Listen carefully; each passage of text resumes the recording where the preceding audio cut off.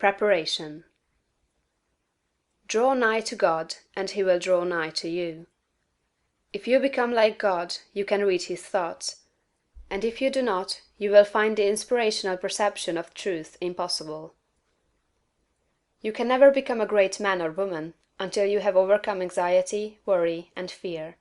It is impossible for an anxious man, a worried one, or a fearful one to perceive truth.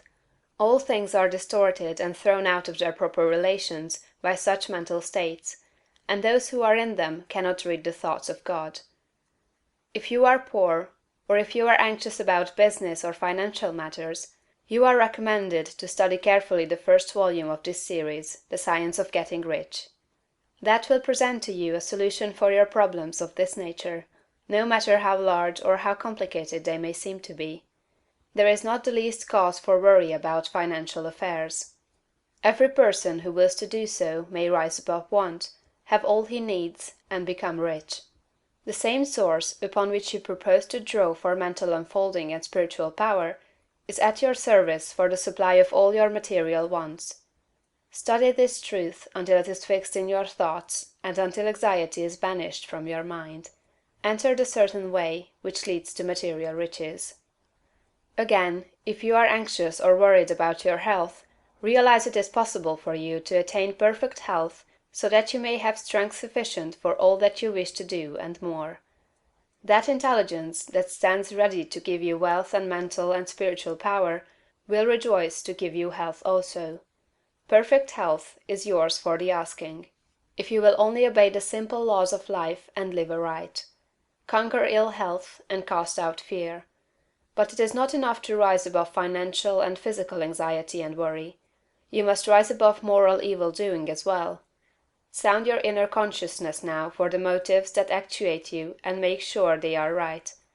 You must cast out lust and cease to be ruled by appetite, and you must begin to govern appetite. You must eat only to satisfy hunger, never for gluttonous pleasure, and in all things you must make the flesh obey the spirit. You must lay aside greed. Have no unworthy motive in your desire to become rich and powerful. It is legitimate and right to desire riches, if you want them for the sake of the soul, but not if you desire them for the lusts of the flesh. Cast out pride and vanity. Have no thought of trying to rule over others, or of outdoing them. This is a vital point. There is no temptation so insidious as the selfish desire to rule over others. Nothing so appeals to the average man or woman as to sit in the uppermost places at feasts, to be respectfully saluted in the marketplace, and to be called Rabbi, Master. To exercise some sort of control over others is the secret motive of every selfish person. The struggle for power over others is the battle of the competitive world, and you must rise above that world and its motives and aspirations, and seek only for life. Cast out envy. You can have all that you want, and you need not envy any man what he has. Above all things, see to it that you do not hold malice or enmity toward any one. To do so cuts you off from the mind whose treasures you seek to make your own. He that loves not his brother loves not God. Lay aside all narrow personal ambition, and determine to seek the highest good and to be swayed by no unworthy selfishness. Go where all the foregoing, and set these moral temptations out of your heart one by one, determined to keep them out.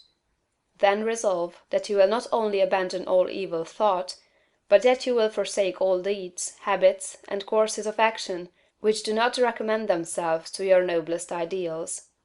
This is supremely important. Make this resolution with all the power of your soul, and you are ready for the next step towards greatness, which is explained in the following chapter. End of chapter 5.